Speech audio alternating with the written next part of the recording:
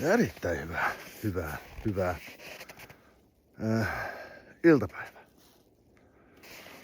Mä nyt on jossain. Mä nyt oon koittanut Google Mapsista suurin piirtein katsoa, että mihin suuntaan mä kävelen, mutta mä oon täällä jossain ihan saatana keskellä mehtää.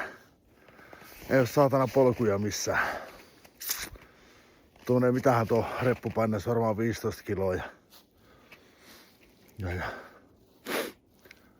semmonen ihan kiva pikkuinen kävely tällä mehtässä.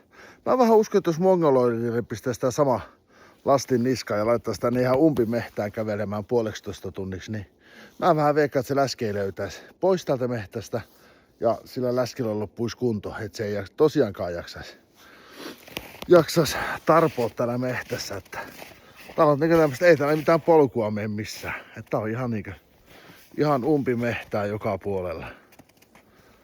Niin. Rupeaa jo pikkuhiljaa hämärtymään. Onneksi mulla on 7200, 2,8 kiinni. Okei, jos on saako roppikentosessa, että se vähän pidentää polttoväliä, mutta vähän heikentää valovoimaa.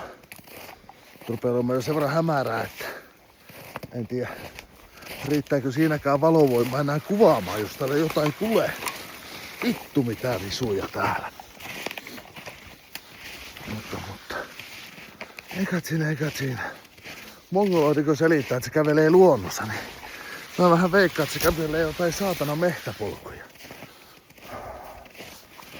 Että ihan vaan oikeesti tänne keskelle mehtää rämpimään.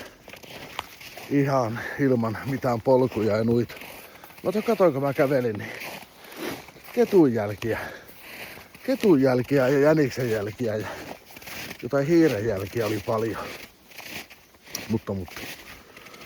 Ei kai siinä sen ihmeempää. Vittu kesäloma, ei kun kesäloma, talviloma alkoi. Niin. Ajattelin työpäivällä jälkeen, hei tuolla tulee pitkospuut. Viimein. Täälläkin on perkeleesti. No oravan jälkiä. Missähän se orava? Tää kahta sen näkis tässä. On vanhoja jälkiä, mutta ei paljon oraavia näkynyt. Jälkiä nyt on näkynyt jonkin verran. Parta rupee taas jäätymään. Mutta ei mitään muuta kuin hyvät viikonloput kaikille. Ja shortteja todennäköisesti on vielä tulossa tänään. Tai sitten mä kuvaan joku videon tänään vielä. Ei mitään, hyvät viikonloput kaikille.